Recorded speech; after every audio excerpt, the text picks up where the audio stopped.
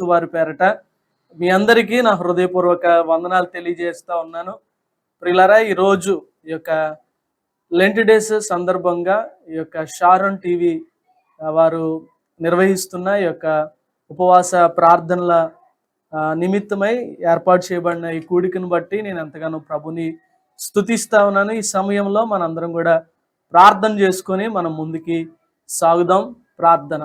మహాపరిశుద్ధుడా, ప్రేమ కలిగిన మా తండ్రి, మహోన్నతుడా, సర్వోన్నతుడా, సర్వశక్తిమంతుడా, సకలాశీర్వాదములకు కారణభూతుడా, నీకే వందనాలు, స్తోత్రాలు, స్తుతులు చెల్లిస్తున్నామయ్యా. ఈ సమయంలో తండ్రి అయ్యా షారోన్ టీవీ అయ్యా ప్రభా యొక్క అయినా కార్యక్రమాన్ని బట్టి దేవానికి వందనాలు, స్తోత్రాలు, స్తుతులు చెల్లిస్తున్నాం ప్రభా.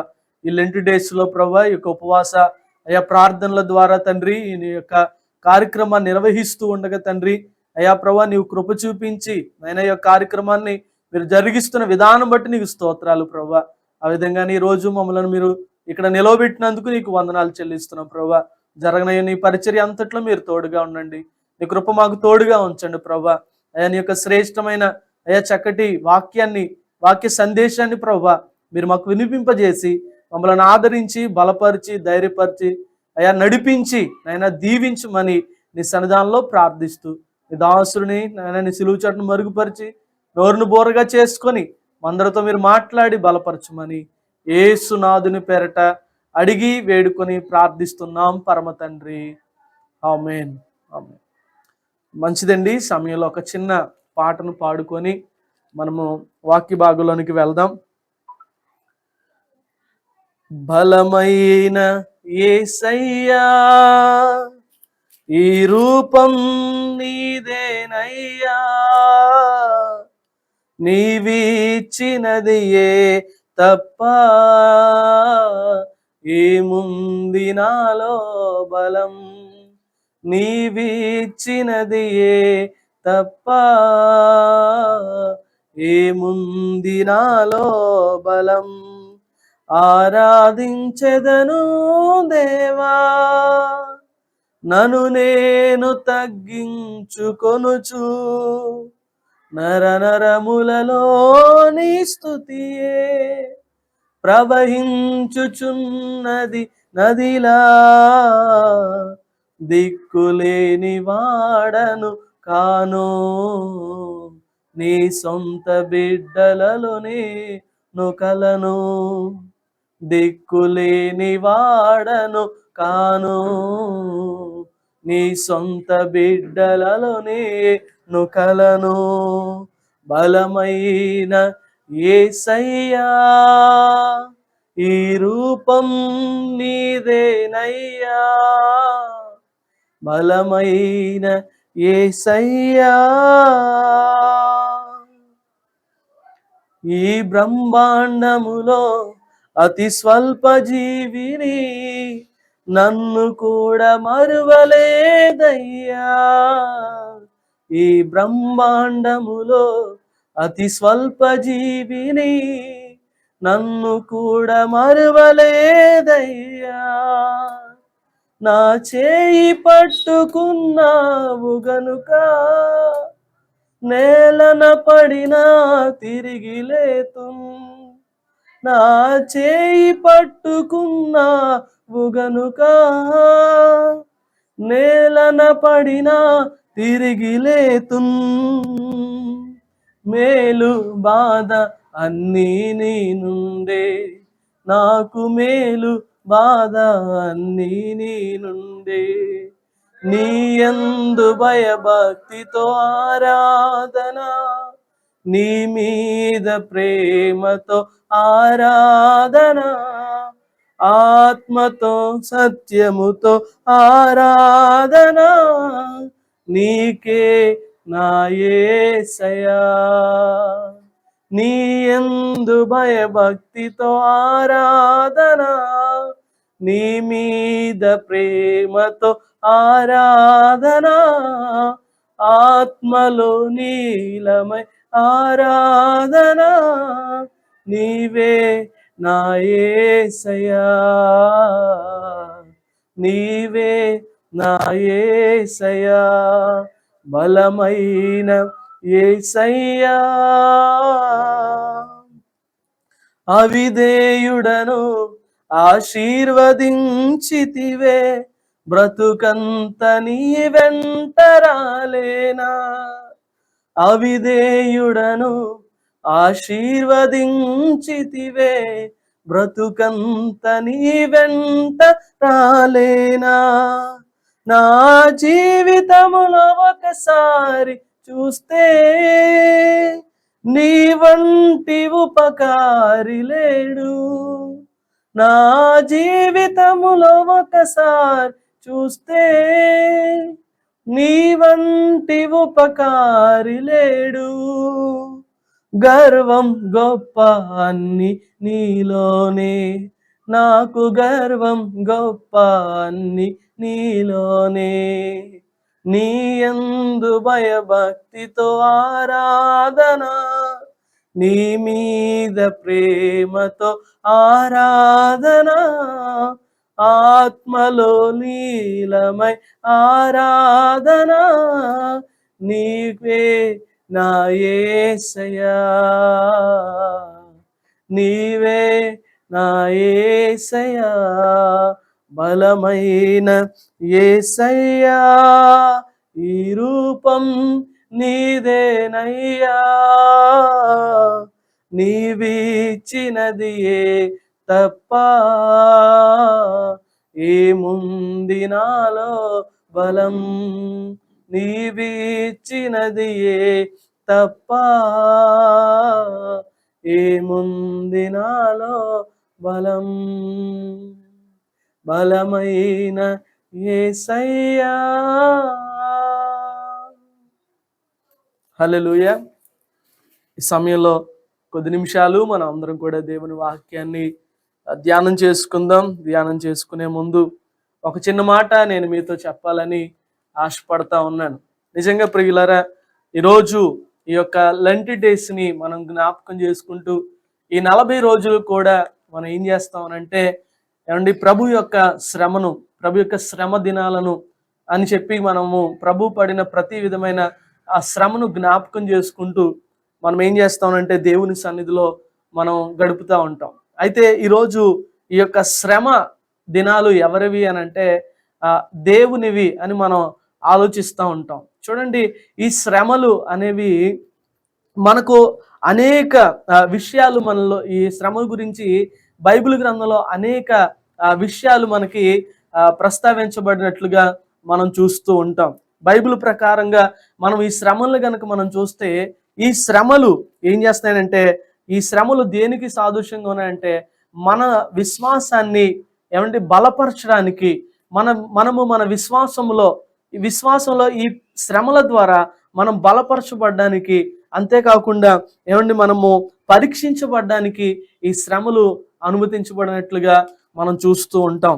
అయితే ప్రియులారా, ఈ శ్రమలు మనల్ని ఏం చేస్తాయి?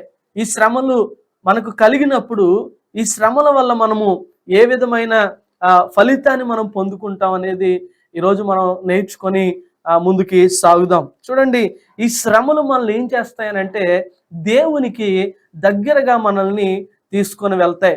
చూడండి, మన జీవితంలో ఎప్పుడైతే శ్రమలు మన జీవితానికి అనుమతించబడతాయో, ఆ శ్రమల వలన, ఆ శ్రమల ద్వారా మనం ఏమవుతామంటే దేవునికి దగ్గర చేయబడతామని దేవుని యొక్క వాక్యం మనకి తెలియజేస్తా ఉంది.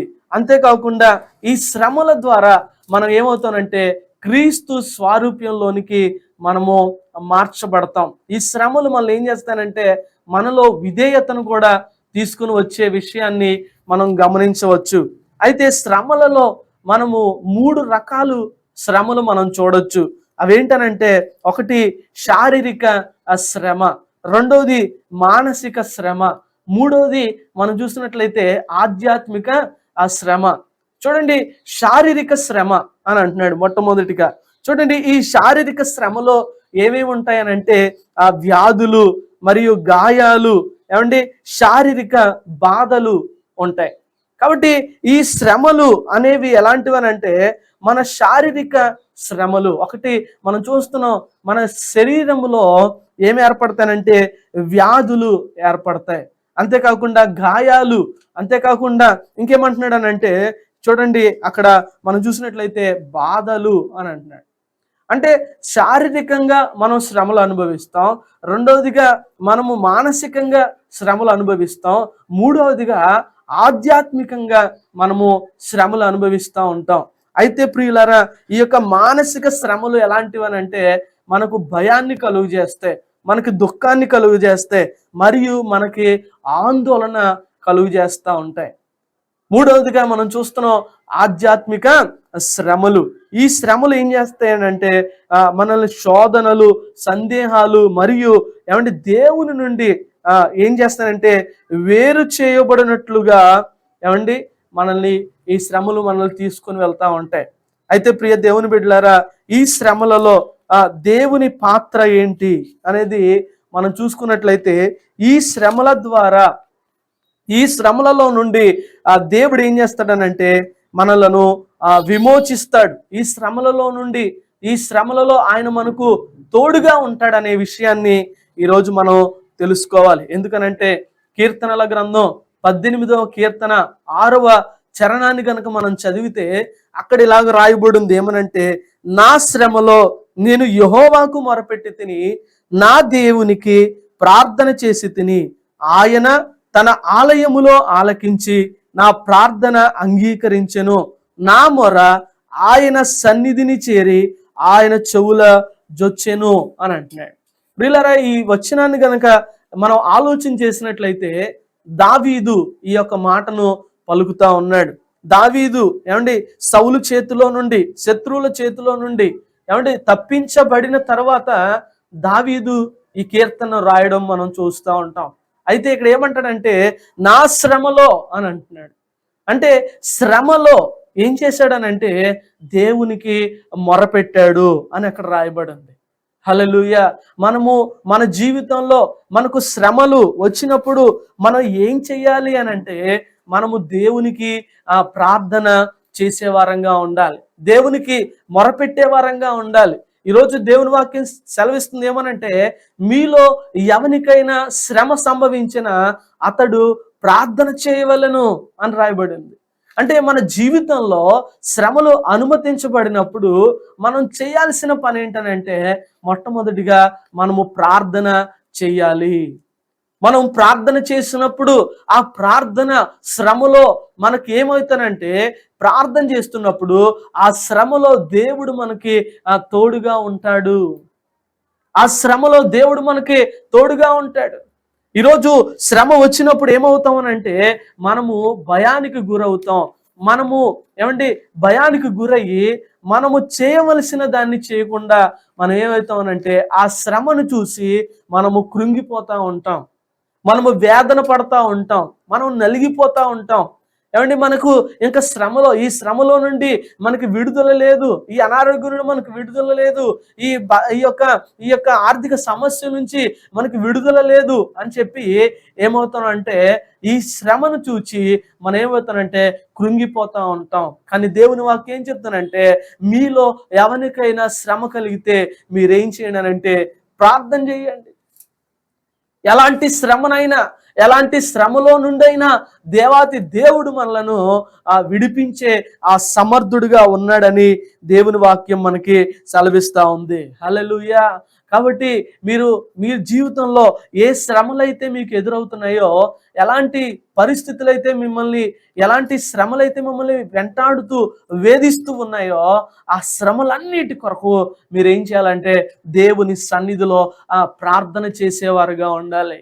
ఎప్పుడైతే మీరు ప్రార్థన చేస్తారో అప్పుడు దేవుడు మీ జీవితంలో, మన జీవితంలో దేవుడు గొప్ప కార్యాలు ఆయన జరిగిస్తూ ఉంటాడు. ప్రియులారా, ఇశ్రాయేలీలను మనం చూసినట్లయితే ఐగుప్తు దేశములో ఇశ్రాయేలు ప్రజలను ఏం చేశారనంటే చూడండి, అక్కడ వాళ్ళని అనేక విధాలుగా వాళ్ళను శ్రమ పెట్టారంట.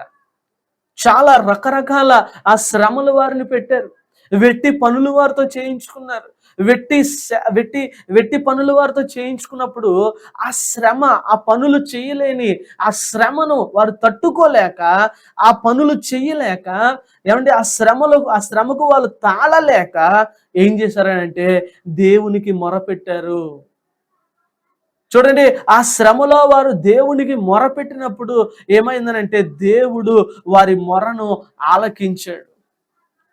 దేవుడు వారి మొర ఆలకించి ఏమయ్యాడనంటే వారి ప్రార్థనకు దేవుడు జవాబుగా మోషేను వారి దగ్గరికి పంపించాడు. ఈరోజు నువ్వు కూడా ప్రార్థిస్తే, నువ్వు కూడా నీ శ్రమలో, నువ్వు పడుతున్న ఇబ్బందిలో, నువ్వు వెళ్తున్న వేదనలో నువ్వు దేవునికి ప్రార్థన చేస్తే, ప్రార్థన చేయగలిగితే దేవుడు గొప్ప కార్యాలు ఆయన జరిగిస్తాడు. హల్లెలూయా. ఆయన నీ జీవితంలో, నా జీవితంలో గొప్ప కార్యాలు చేయాలనంటే, మన ప్రపంచంలో ఎవరి జీవితంలోనైనా దేవుడు గొప్ప కార్యాలు చేయాలంటే ప్రతి ఒక్కరూ చేయవలసింది ఏంటనంటే ప్రార్థన. ప్రార్థన ప్రతి సమస్యకు పరిష్కారాన్ని ఇస్తుంది. ప్రార్థన ప్రతి సమస్యకు పరిష్కారాన్ని ఇస్తుంది కనుక మనం ఏం చేయాలంటే ప్రార్థన చేయాలి. ప్రియులారా, ఇశ్రాయేలు ప్రజలు ఏం చేశారనంటే ఆ శ్రమలో వారంట దేవునికి మొరపెట్టినట్లుగా మనం చూస్తూ ఉన్నాం. చూడండి, నిర్గమాకాండము 1వ అధ్యాయము 11వ వచనాన్ని ఒక్కసారి మనం చదివితే అక్కడ ఇలా రాయబడి ఉంది. చూడండి, నిర్గమాకాండం 1వ అధ్యాయము 11వ వచనం. కాబట్టి వారి మీద పెట్టిన భారములలో వారిని శ్రమ పెట్టుటకు వెట్టి పనులు చేయించు అధికారులను వారి మీద నియమింపగా వారు ఫరో కొరకు ధాన్యాదులను నిలువ చేయు పితోములు రామేసేతో పట్టణములను కట్టిరి అని రాయబడు. చూడండి, వారిని శ్రమ పెట్టుటకు, ఏమండి వారిని బాధ పెట్టడానికి, ఏమంటే వారి మీద పెట్టిన భారములలో వారిని శ్రమ పెట్టుటకు వెట్టి పనులు చేయించు అధికారులను వారి మీద నియమించారంట. అందుకనే ఈ మాట మనం గుర్తుపెట్టుకోలేమనంటే వారి మీద ఏం చేశారంట, వెట్టి పనులు చేయించే అధికారులు. వారి మీద ఒక భారం ఉంది, వారికి ఒక శ్రమ ఉంది. ఆ భారాన్ని బట్టి, ఆ శ్రమను బట్టి వారు ఏం చేస్తున్నారనంటే దేవునికి మొరపెడుతూ ఉన్నారు.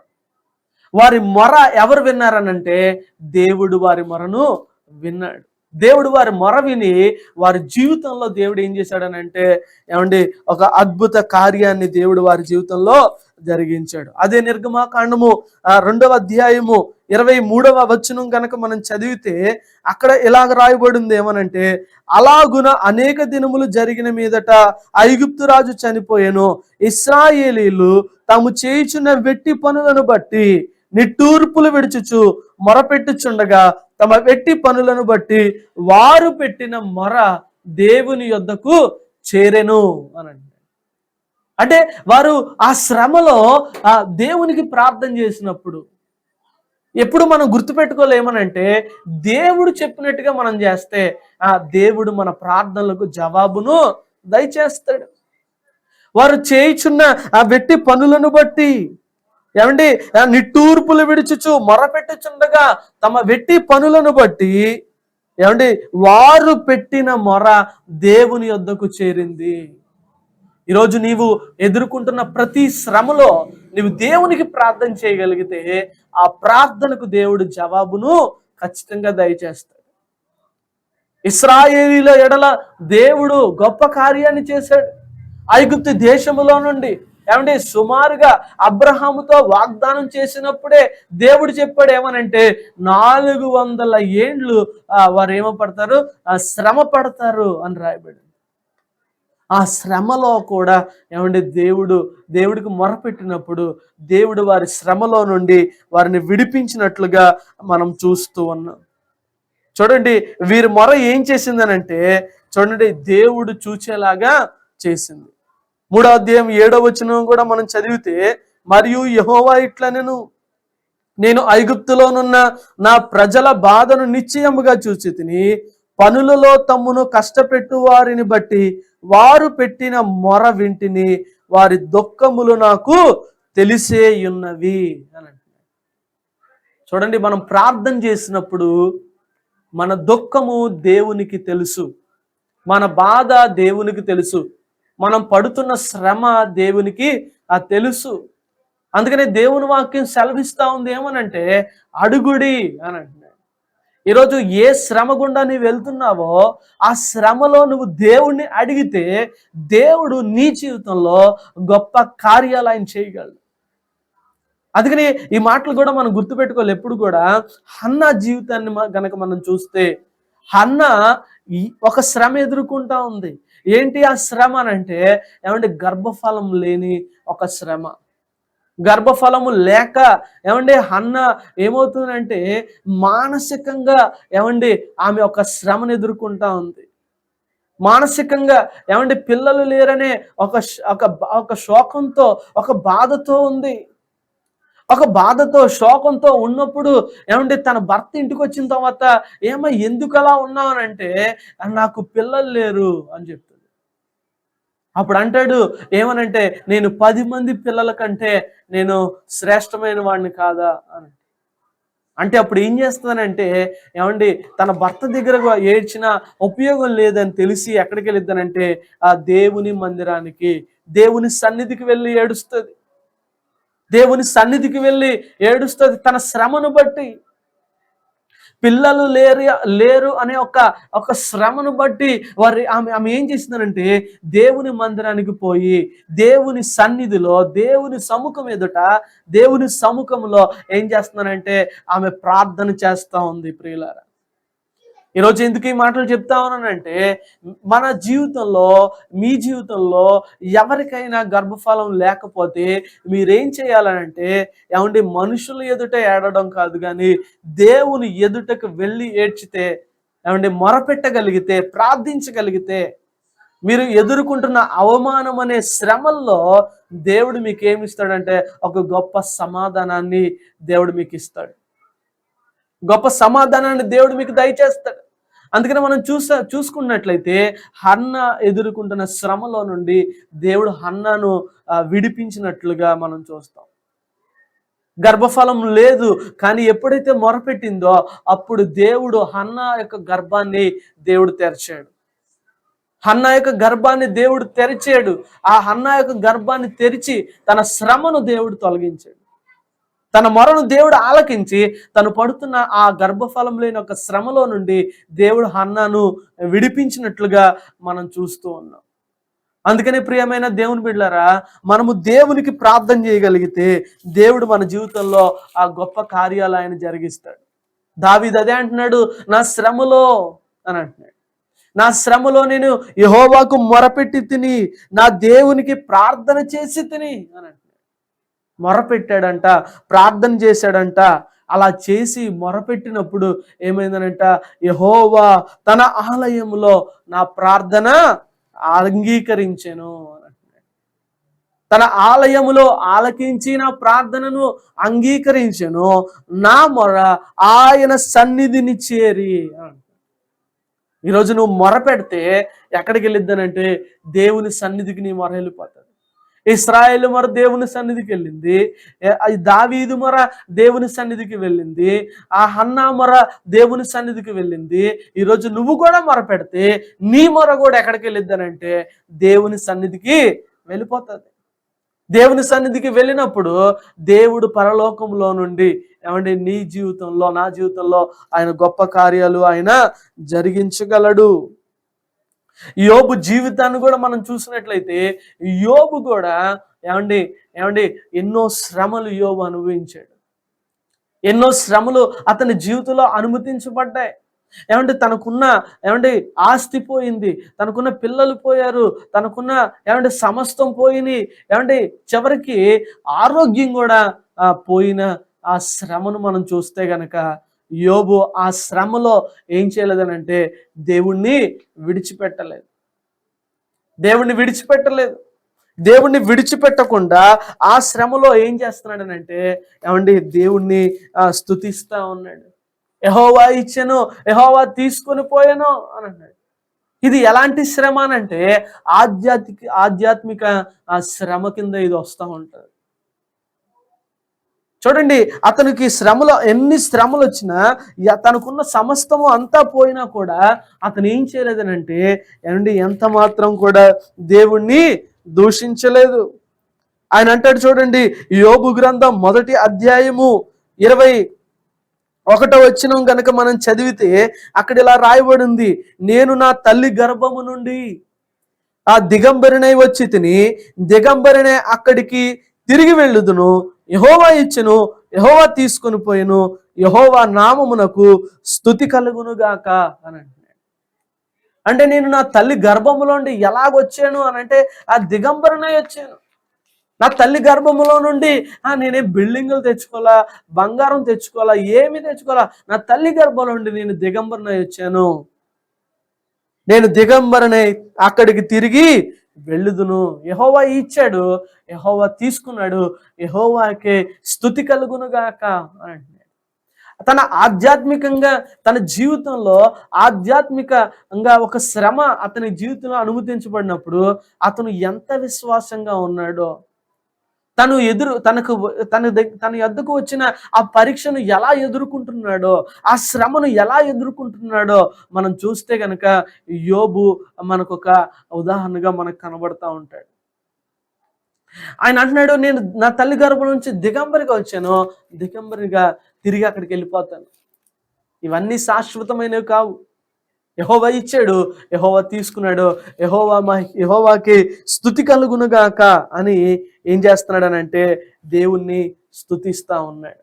చూడండి, ఇదే వచనంలో మనం చూసినట్లయితే అదే యోబు గ్రంథం 3వ అధ్యాయము 25, 26 వచనాలు మనం చదివితే అక్కడ ఇలా రాయబడి ఉంది, ఏది వచ్చినను నేను బహుగా ఏది వచ్చునని నేను బహుగా భయపడుతునో అది నాకు సంభవించుచున్నది. నాకు భీతి పుట్టుచున్నదే, నా మీదకి వచ్చుచున్నది.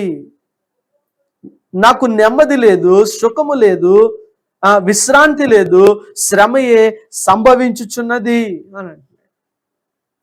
ఏమంటాడు ఇక్కడ అనంటే, ఏది వచ్చునని నేను బహుగా భయపడుతునో అదే నాకు సంభవించింది అని. చూడండి, ఏదైతే వస్తాది అని అనుకున్నాడో, తలంచాడో అదే అతని జీవితంలోనికి ఏమైందనంట, ఏమంటే సంభవించింది అని అంటున్నాడు. నాకు భీతి పుట్టించినదే నా మీదకి వచ్చుచున్నది అని అంటున్నాడు. అంటే ఒక మాట ఇక్కడ మనం బాగా గుర్తుపెట్టుకోవాలి, ఏమనంటే దేవుడు మన పక్షమునుండగా మనకు విరోధి ఎవడు అనే ఆ మాట ఎప్పుడు మన జీవితంలో ఏమంటే నిలిచి ఉండాలి. ఒకవేళ ఇందాక నేను ఒక మాట చెప్పాను, ఏమంటే ఆధ్యాత్మిక శ్రమలు అని చెప్పాను. ఆధ్యాత్మిక ఆ శ్రమల్లో మనకు సందేహాలు ఉండకూడదు. మనకు ఏముండకూడదు అని అంటే సందేహాలు ఉండకూడదు. మనకేముండకూడదు అని అంటే అనుమానం ఉండకూడదు. ఇక్కడ చూడండి, చాలా క్లియర్గా చెప్తున్నాడు ఏమనంటే, ఏది వచ్చునని నేను బహుగా భయపడుతునో అది నాకు సంభవించుచున్నది, నాకు భీతి పుట్టించినదే నా మీదకు వచ్చుచున్నది అని అంటున్నాడు. హల్లెలూయా. చూడండి, అంటే మన జీవితంలో ఎప్పుడు కూడా మనం ఏం చేయకూడదు అంటే వ్యతిరేకంగా ఎప్పుడు మనం ఆలోచించకూడదు. మనం నెగిటివ్గా ఎప్పుడూ ఆలోచించకూడదు. ఎందుకనంటే మనము దేవుని ఎడల నమ్మకం కలిగి ఉన్నవారం. ఆధ్యాత్మికంగా ఎన్ని శ్రమలు మన మీదకు వచ్చినా కూడా వాటిని జయించే శక్తిని, వాటిని జయించే కృపను దేవుడు మనకు దయచేస్తాడు. ఎందుకనంటే ఆయన అంటాడు ఏమనంటే, నేను లోకాన్ని జయించాను, లోకమును జయించిన విజయము విశ్వాసమే అని అంటాడు. అంటే విశ్వాసమునకు కర్త అయిన దేవుని వైపు చూస్తూ మనం ఏమాలంటే కొనసాగిపోవాలి. యోబు ఒక మాట చాలా క్లియర్గా చెప్తాడు, ఏమనంటే ఏది వచ్చునని నేను భయపడ్డానో అదే నా మీదకి సంభవించింది. నాకు భీతి పుట్టించినదే నా మీదకు వచ్చుచున్నది. నాకు నెమ్మది లేదు, సుఖము లేదు, ఏమంటే విశ్రాంతి లేదు, శ్రమయే సంభవించుచున్నది అని. అంటే ఈ మాటలన్నీ మనం గుర్తుపెట్టుకుంటే అతని జీవితంలో నిజంగా నెమ్మది లేదు, అతని జీవితంలో ఏం లేదనంటే సుఖం లేదు, అతని జీవితంలో ఏం లేదంటే విశ్రాంతి లేదు, శ్రమయే సంభవిస్తుంది. పిల్లలు పోయారు, ఆస్తి పోయింది, పనివారు పోయారు, సంపద పోయింది, ఏమంటే అన్ని పోయినాయి, చివరకు ఆరోగ్యం పోయింది. అందుకనే ఈ మాటలు మనం గుర్తుపెట్టుకోవాల్సిన వారమై ఉన్నాం. ఏమనంటే మనం ఎప్పుడు ఎలా ఉండాలంటే, మనం ఆధ్యాత్మికంగా ఎలా ఉండాలంటే మనం పాజిటివ్గానే ఉండాలి, కానీ మనం నెగిటివ్గా ఉండకూడదు. మనం అనుకూలంగా అంటే విశ్వాసము కలిగి మనం జీవించాలే కానీ అవిశ్వాసంతో మనం దేవుని దగ్గర మనం బ్రతకూడదు. ఇశ్రాయేలు ప్రజల్ని దేవుడు ఐగుప్తు దేశం నుంచి విడిపించిన తర్వాత వారు ఎలా ఎలా ఉన్నారని అంటే అద్భుతం చేస్తే విశ్వాసం చూపుతున్నారు. ఏమండి ఏమండి ఒక్క క్షణం లేట్ అయితే అవిశ్వాసాన్ని కనుపరుస్తూ ఉన్నారు.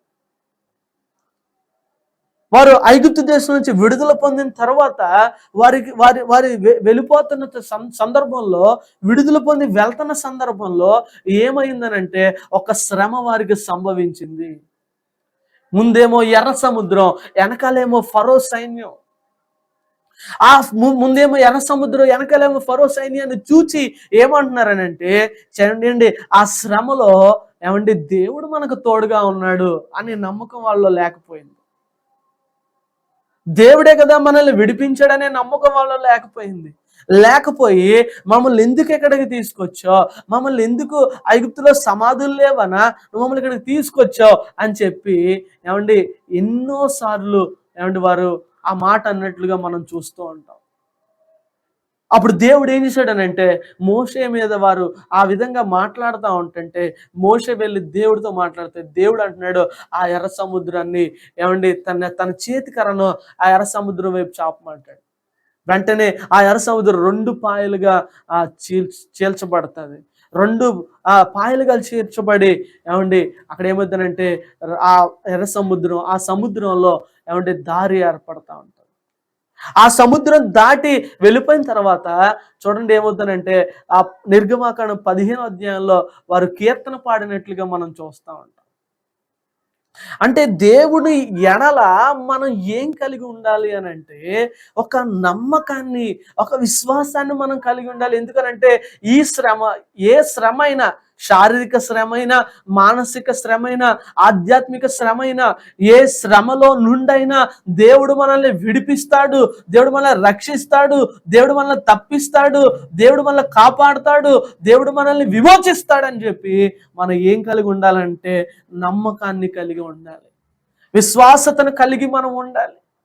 చిన్న సమస్య వచ్చేటప్పటికి మనం ఏమైపోతున్నాం అంటే, చిన్న శ్రమ వచ్చేటప్పటికి మనం ఏమైపోతున్నాం అంటే గందరగోళం అయిపోతున్నాం. ఈరోజు నెమ్మది లేకుండా ఉంటున్నాం, ఏమంటే విశ్రాంతి లేకుండా, సుఖం లేకుండా, ఏమంటే శ్రమలు వస్తున్నాయి, ఆ శ్రమల్ని ఎలాగ జయించాలి, ఈ లోకంలో మీకు శ్రమ కలుగును అని అంటున్నాడు ఆయన. ఆ శ్రమ కలిగినప్పుడు మనం ఎలా ఉండాలంటే ధైర్యంగా ఉండాలి. ఎందుకంటే ధైర్యవంతుడు ఆయన యేసయ్య మనతో ఉన్నాడు, మన పక్షమున ఆయన ఉన్నాడు కాబట్టి. ఇశ్రాయేలు ప్రజలు చేస్తున్న పొరపాట్లు మనం చాలా సందర్భాల్లో మనం చూస్తాం.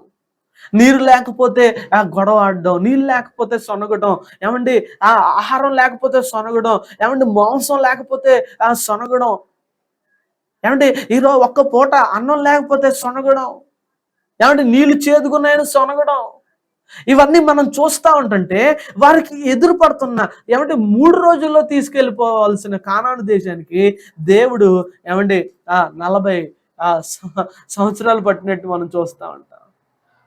ఎందుకు ఈ మాటలు చెప్తున్నానంటే ఇదంతా కూడా మనల్ని ఏం చేస్తానంటే, ఈ శ్రమలన్నీ కూడా మనల్ని ఏం చేస్తానంటే విశ్వాసంలో మనల్ని బలపరచడానికి, విశ్వాసంలో మనం దృఢపడడానికే ఈ శ్రమలన్నీ మనకు అనుమతించబడతాయి. కానీ ఈ శ్రమల్లో నువ్వు ఏ విధంగా ఉన్నావు అనే విషయాన్ని నువ్వు జ్ఞాపకం చేసుకోగలిగితే నీ విశ్వాసమే నిన్ను ఏం చేస్తానంటే రక్షిస్తుంది. అందుకని మనం చూసినట్లయితే ఈ శ్రమలన్నింటిలో కూడా మనం ఏం కలిగి ఉండాలంటే ఏమంటే విశ్వాసతను మనం కలిగి ఉండాలి. యోబు అనుకుంటున్నాడు ఏమనంటే నాకు ఏది వస్తుందో అని నేను అనుకున్నాను, అదే నా మీదకి వచ్చింది. ఏ భీతి అయితే నాకు ఏ భీతి పుట్టించినదే నా మీదకి వచ్చింది అని అంటున్నాడు. అదే 36వ అధ్యాయము 15వ వచనంలో ఒక మాట మనం చదివితే అక్కడ యోబు స్నేహితుడైన ఏమండి ఎలీహు ఈ మాట అంటా ఉన్నాడు. ఏమనంటే 36వ అధ్యాయము 15వ వచనం మనం చదువుదాం. శ్రమపడు వారికి కలిగిన శ్రమ వలన ఆయన విడిపించును, బాధ వలన వారిని విధేయులుగా చేయును అని అంటున్నాడు. ఈ మాట మనం చూసినట్లయితే శ్రమపడు వారికి కలిగిన శ్రమ వలన ఆయన విడిపించును. శ్రమలో దేవుడు మళ్ళీ ఏం చేయడంటే వదిలిపెట్టాడు. శ్రమలో మనల్ని అలా ఉండనివ్వడు, శ్రమలో మనల్ని అలా కొనసాగనివ్వడు. ఆ శ్రమలో నుండి దేవుడు మనల్ని విడిపిస్తాడు. అందుకే ఇక్కడ ఏమంటాడంటే, శ్రమలో శ్రమపడు వారికి కలిగిన శ్రమ వలన ఆయన విడిపించును. ఇక్కడ ఏమన్నాడంటే, బాధ వలన వారిని ఏమవుతానంట, విధేయులుగా చేయును అని అంటాడు. అంటే ఈ శ్రమ మనల్ని ఏం చేస్తానంటే, దేవునికి విధేయులుగా, దేవునికి దగ్గరగా, దేవునికి సమీపంగా పోయేలాగా ఈ శ్రమ మనల్ని చేస్తూ ఉంటారు. అందుకని ఈ శ్రమలో మనం ఏం చేయాలంటే, ఈ శ్రమలో ఎంత శ్రమ అయినా సరే ఆయన దేవుడు మనతో ఉన్నాడు అనే విశ్వాసంతో గనక మనం ఉంటే, విశ్వాసంతో మనం ముందుకు వెళ్ళగలిగితే, విశ్వాసంతో ప్రార్థనాపూర్వకంగా మనం ముందుకు వెళ్ళగలిగితే దేవుడు మన జీవితంలో గొప్ప కార్యాలు చేస్తాడు. అందుకని మనం గుర్తుపెట్టుకోలేమనంటే, ఒకటి ఇశ్రాయేలు ఎడల ఆ దేవుడు వారి శ్రమలో నుండి దేవుడు వారిని విడిపించినట్లుగా మనం చూస్తూ ఉంటాం. అదేవిధంగా యోబు యొక్క ఆ శ్రమలో నుండి కూడా దేవుడు విడిపించినట్లుగా మనం చూస్తుంటాం. ఆ శ్రమలో యోబు నిలిచి ఉన్నాడు. ఆ శ్రమలో దేవుని ఎడల విశ్వాసతను కలిగి ఉన్నాడు కనుకనే ఆ శ్రమను జయించాడు కనుకనే రెండింతలుగా ఏమేడనంటే యోబు ఆశీర్వదించబడినట్లుగా మనం చూస్తూ ఉంటాం. దేవునికి స్తోత్రం, హల్లెలూయా. ఈరోజు మనము కూడా మన శ్రమలో రెండింతలుగా ఆశీర్వాదం పొందుకోవాలంటే మనము మన శ్రమలో ఏమై ఉండాలంటే నిలిచి ఉండాలి అని చెప్పి దేవుని వాక్యం మనకి సెలవిస్తా ఉంది. ఒక 2-3 వచనాలు నేను చెప్పిన మాటలు నేను ముగిస్తాను. చూడండి, రోమీయులకు రాసిన పత్రిక ఈ శ్రమలో మనం ఏం కలిగి ఉండాలో ఒక 2-3 విషయాలు నేను చెప్పిన మాటలు నేను ముగిస్తాను. రోమీయులకు రాసిన పత్రిక 5వ అధ్యాయము 3, 4, 5 వచనాలను నేను చదువుతాను. చూడండి, అయితే అంతేకాదు శ్రమ ఓర్పు పరీక్ష నిరీక్షణను కలుగు చేయనని ఎరిగి శ్రమల యందును అతిశయపడుదుము. ఎందుకనగా ఈ నిరీక్షణ మనలను సిగ్గుపరచదు, మనకు అనుగ్రహింపబడిన పరిశుద్ధాత్మ ద్వారా దేవుని ప్రేమ మన హృదయములలో కుమ్మరింపబడి ఉన్నది అని అంటున్నాడు. హల్లెలూయా. చూడండి, అంతేకాదు శ్రమ ఏం కలుగు చేస్తుందంట, ఆ ఓర్పునిస్తుందంట. శ్రమ ఓర్పు దేన్ని ఇస్తుందంట, పరీక్ష ఏం చేస్తుందంట, నిరీక్షణ కలుగు చేయనని ఎరిగి శ్రమలో మనం ఎలా ఉండాలంటే అతిశయపడాలి.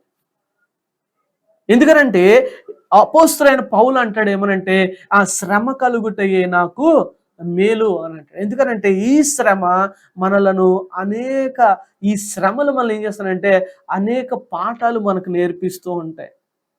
ప్రతి శ్రమ వెనకాల మనకు ఒక పాఠం ఉంది, ప్రతి బాధ వెనకాల మనకు ఒక పాఠం ఉంది, ప్రతి శోధన వెనకాల మనకు ఒక పాఠం ఉంది, ప్రతి వేదన వెనకాల మనకు ఒక పాఠం ఉంది. అందుకని ఇక్కడ అంటాడు, శ్రమ ఓర్పు ఏం చేస్తానంట, పరీక్ష నిరీక్షణను కలుగు చేయనని ఎరిగి ఏం పడాలంట, అతిశయపడాలంట. హల్లెలూయా. అతిశయపడుదుము, ఎందుకనగా ఈ నిరీక్షణ మనలను సిగ్గుపరచదు. అంటే ఎవరి మీద మనం నిరీక్షణ కలిగి ఉండాలి అని అంటే యేసు క్రీస్తు ప్రభు వారి మీద మనము నిరీక్షణ కలిగి ఉండాలని దేవుని వాక్యం మనకు తెలియజేస్తా ఉంది.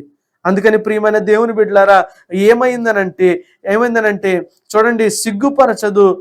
మనకు అనుగ్రహింపబడిన పరిశుద్ధాత్మ ద్వారా దేవుని ప్రేమ మన హృదయాలలో ఏమైందనంటే కుమ్మరించబడింది అని.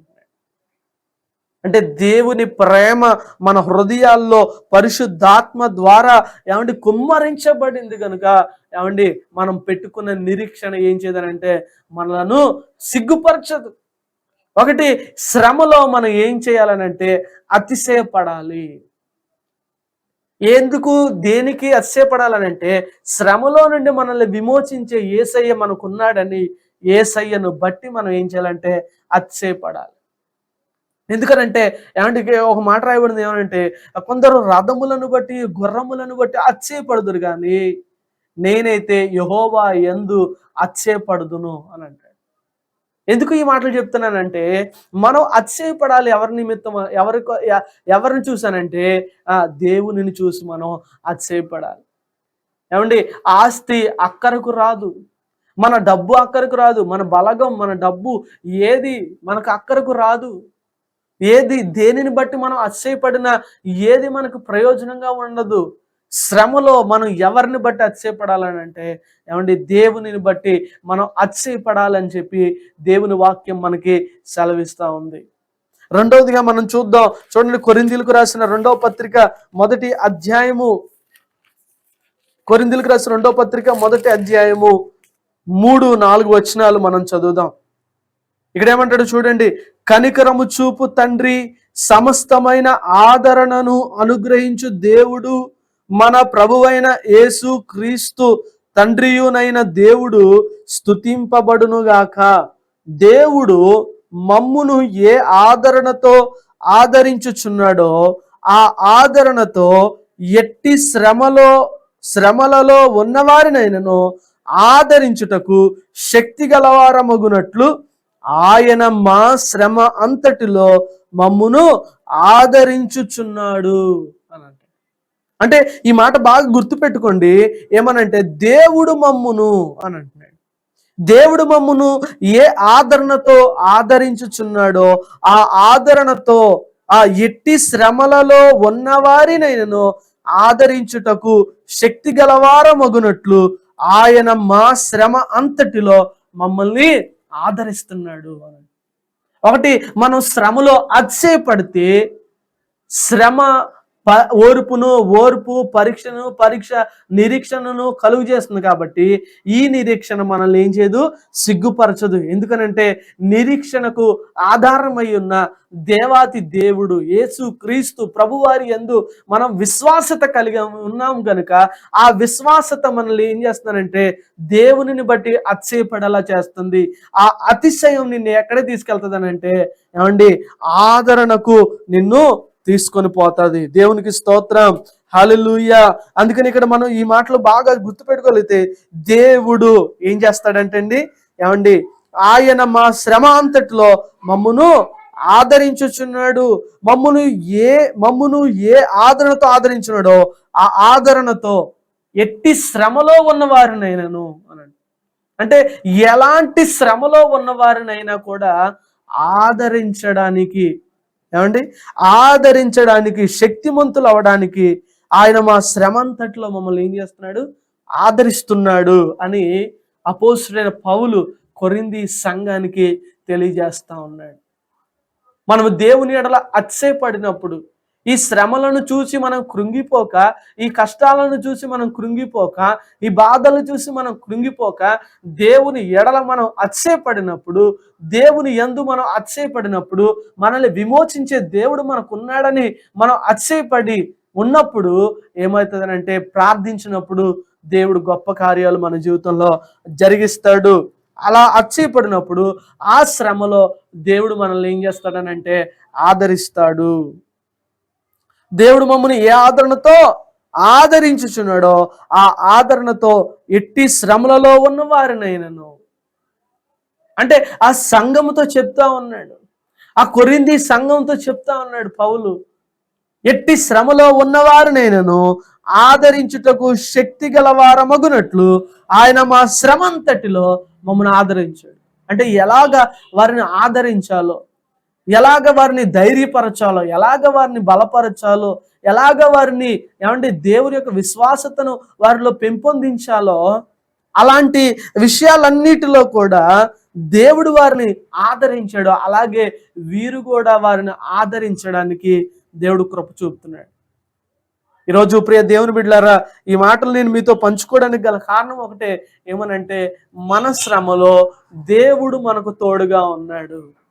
అది ఎలాంటి శ్రమ అయినా కూడా, మీరు ఈ వచనం బాగా అండర్లైన్ చేసుకోగలిగితే మంచిది. ఏమనంటే ఎట్టి శ్రమలలో ఉన్నవారినైనను అనే మాట.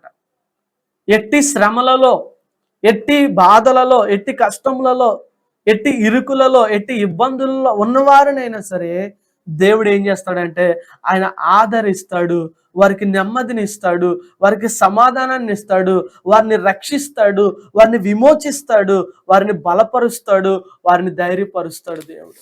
ఆ శ్రమలన్నిటిలో నుండి దేవుడు వారిని విడిపించి వారిని ఆదరిస్తాడని దేవుని వాక్యం సెలవిస్తా ఉంది. చివరిగా ఒక మాట మనం చదువుకుందాం. ఏమనంటే ప్రకటన గ్రంథంలో ఒక మాట మనం చదివినట్లయితే ఒకసారి మనం చూద్దాం. ప్రకటన గ్రంథం 21వ అధ్యాయము 4వ వచనాన్ని మనం చదువుదాం. ప్రకటన గ్రంథం 21వ అధ్యాయం 4వ వచనం.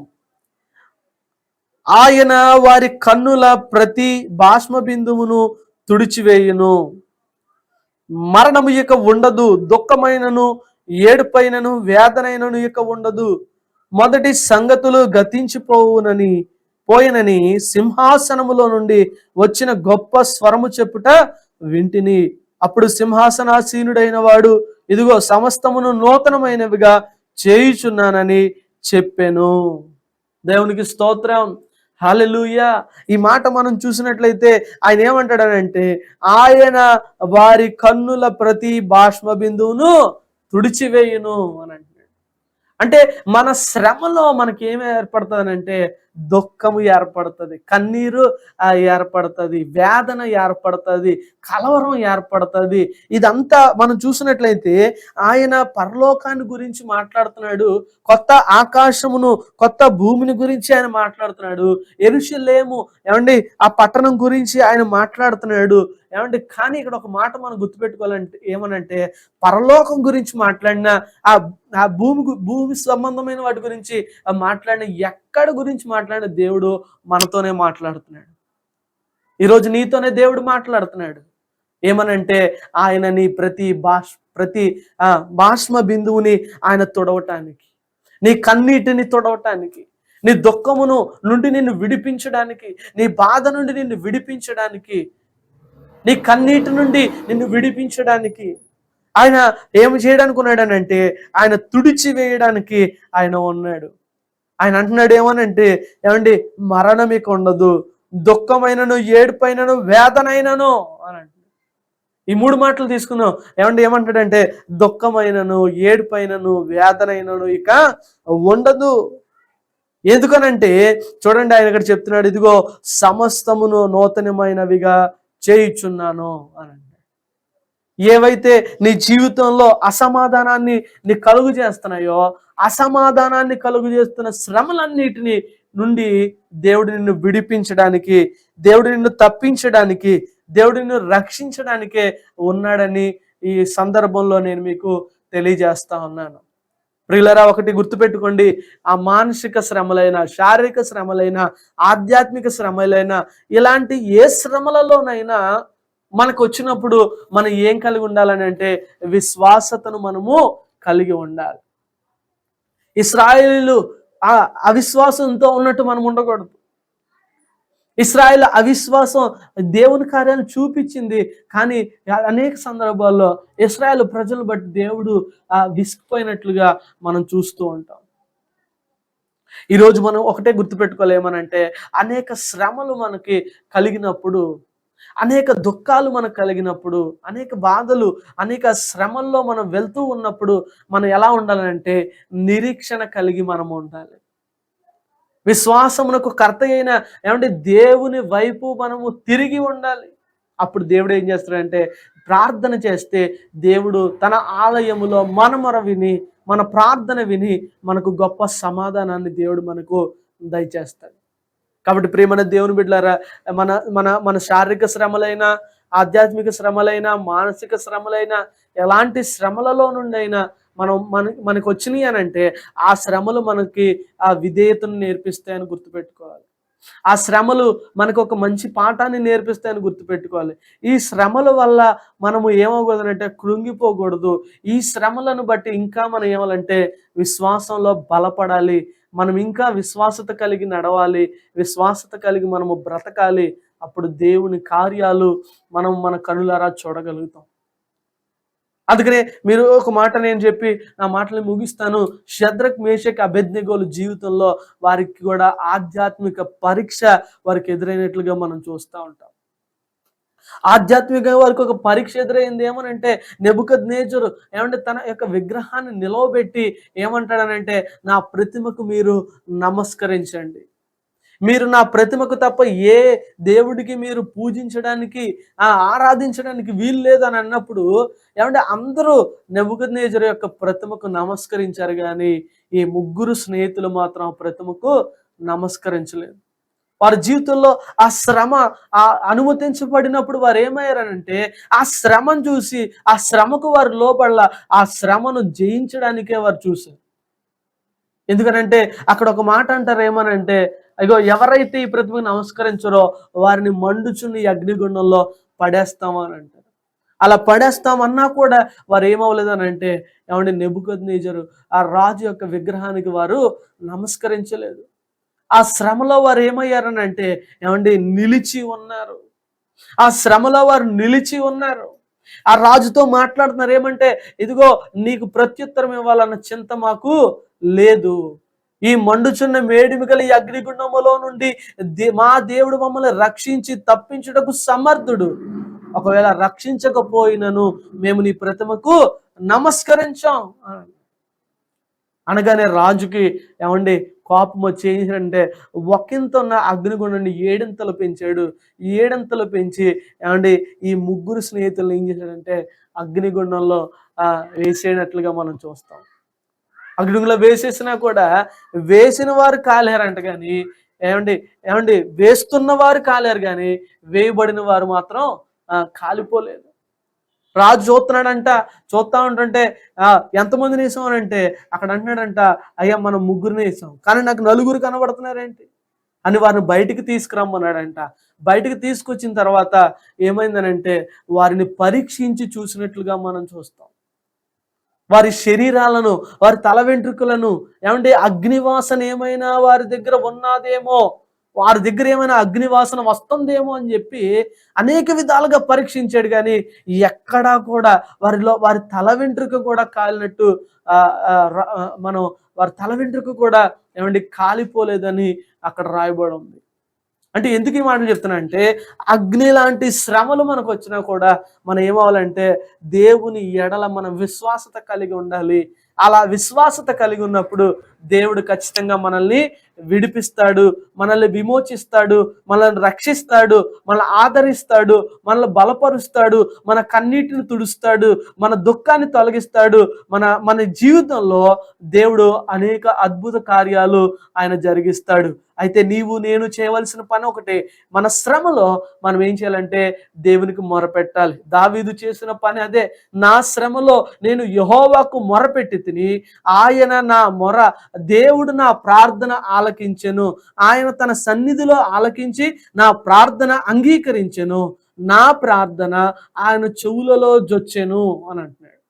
ఈరోజు నీ ప్రార్థన నీ గుమ్మం దాటుతుందా? ఈరోజు నీ ప్రార్థన నీ ప్రార్థన ఏమవుతుందంటే నీ సమస్యకు పరిష్కారం కావట్లే. ఈరోజు నువ్వు ఎక్కడెక్కడికో వెళ్ళి నువ్వు ప్రార్థన చేయించుకుంటే నీ సమస్యకు పరిష్కారం కాదు, నీ సమస్యకు నీ ప్రార్థనే పరిష్కారము. ఈరోజు మనం అనుకుంటే ఏమనంటే ఆ పాస్టర్ గారి దగ్గరికి వెళ్తే, ఈ పాస్టర్ గారి దగ్గరికి వెళ్తే, ఆ సంఘానికి వెళ్తే, ఈ సంఘానికి వెళ్తే, ఆ ఊరు వెళ్తే, ఈ ఊరు వెళ్తే, అక్కడికి వెళ్తే, ఇక్కడికి వెళ్తే మన సమస్యకు పరిష్కారం, మన శ్రమలో నుండి మనం విడుదల పొందుతాం అనుకుంటాం. నువ్వు ఎక్కడికి వెళ్ళినా నీకు సమస్యకు పరిష్కారం రాదు. నువ్వు ఉన్న చోటే ప్రార్థన చేస్తే దేవుడు నీ సమస్యకు పరిష్కారం ఇస్తాడు, నీ శ్రమలో నుండి నిన్ను విడిపిస్తాడు, నీ అసమాధానాన్ని తొలగించి సమాధానాన్ని ఇస్తాడు, నీ కన్నీటిని తుడిచివేసి నీకు సంతోషాన్ని ఇస్తాడు, నీలో ఉన్న బాధను దుఃఖాన్ని తీసివేసి దేవుడు నీకు ఆనందాన్ని సంతోషాన్ని దేవుడు నీకు అనుగ్రహిస్తాడు. ప్రియమైన దేవుని బిడ్డలారా, మీరు ఎక్కడెక్కడికో పరిగెట్టి మీరు చేయాల్సిన పనులు ఎక్కడికి వెళ్ళినా మీ సమస్యకు పరిష్కారం రాదు. మీరు ఎక్కడున్నా కూడా ప్రార్థన చేస్తేనే మీ సమస్యకు పరిష్కారం వస్తుంది, మీ శ్రమ నుండి మీకు విడుదల కలుగుతుంది. కనుక ప్రియమైన దేవుని బిడ్డలారా, ఈ సమయంలో దేవుడు మీతో మాట్లాడుతున్నాడు ఏమనంటే, మీలో శ్రమ ఎవరికైనా సంభవించిందా? అయితే మీరు ఇప్పుడే మోకరించి ప్రార్థన చేయండి. మీ ప్రార్థనకు దేవుడు ఖచ్చితంగా జవాబునిస్తాడు. ఇశ్రాయేలుకు జవాబునిచ్చాడు, యోబుకు జవాబునిచ్చాడు. అదే విధంగా మనం చూసాం ఎవరికైనా అంటే షద్రక్, మేషక్, అబేద్నెగోలకు దేవుడు ఆ జవాబునిచ్చాడు. కాబట్టి ఈరోజు మన జీవితంలో కూడా దేవుడు, మీరు మోకరించి ప్రార్థన చేయగలిగితే మీ జీవితంలో కూడా దేవుడు గొప్ప జవాబుని, సమాధానాన్ని దేవుడు దయచేయగలడు. అటువంటి కృప దేవుడు మనందరికీ దయచేయును గాక. ఆమేన్. అందరూ కళ్ళు మూసుకుంటే ప్రార్థన చేసుకుందాం. ప్రార్థనలు ఏకీవించండి. దేవుడు మీ జీవితంలో గొప్ప కార్యాలు జరిగిస్తాడు. మహాపరిశుద్ధుడా, ప్రేమ కలిగిన మా తండ్రి, మహోన్నతుడా, సర్వోన్నతుడా, సర్వశక్తిమంతుడా, నీకే వందనాలు, స్తోత్రాలు, స్తుతులు చెల్లిస్తున్నామయ్యా. ఈరోజు ప్రభువా, ఈ విధంగా తండ్రి ఈ యొక్క షారోన్ టీవీ నాయన ఈ యొక్క కార్యక్రమం, నాయన ఈ యొక్క లెంట్ డే సందర్భంగా తండ్రి ఈరోజు నాయన నీవు మాతో మాట్లాడిన విధానం బట్టి నీకు స్తోత్రాలు ప్రభువా. నిజమే నాయన, మా శ్రమలో అయ్యా మేము నీకు మొరపెట్టినప్పుడే మాకు సమాధానం గనుక తండ్రి, మా శ్రమలో నువ్వు మమ్మల్ని విడిపిస్తావు, మమ్మల్ని తప్పిస్తావు, మమ్మల్ని రక్షిస్తావు గనుక తండ్రి, ఈ సమయంలో తండ్రి అయ్యా మా శ్రమ కొరకు మేము ఎక్కడెక్కడికో పరిగెట్టడం కాదు కానీ ప్రభువా, మేమున్న చోటే ఉన్న పాటున అయ్యా మేము ప్రార్థన చేయగలిగితే మా ప్రార్థనలకు జవాబు నీవు ఇవ్వగల దేవుడవు తండ్రి. అందును బట్టి నీకే వందనాలు, స్తోత్రాలు, స్తుతులు చెల్లిస్తున్నాం అయ్యా. ఈరోజు ఈ యొక్క కార్యక్రమాన్ని చూస్తున్న ప్రతి బిడ్డను మీరు దర్శించండి ప్రభువా. వారి జీవితంలో గొప్ప సమాధానం మీరు దయచేయండి ఆయన. వారి శ్రమలు అయ్యా మీరు తొలగించండి ప్రభువా. వారి కన్నీటిని మీరు తొలగించండి ప్రభువా.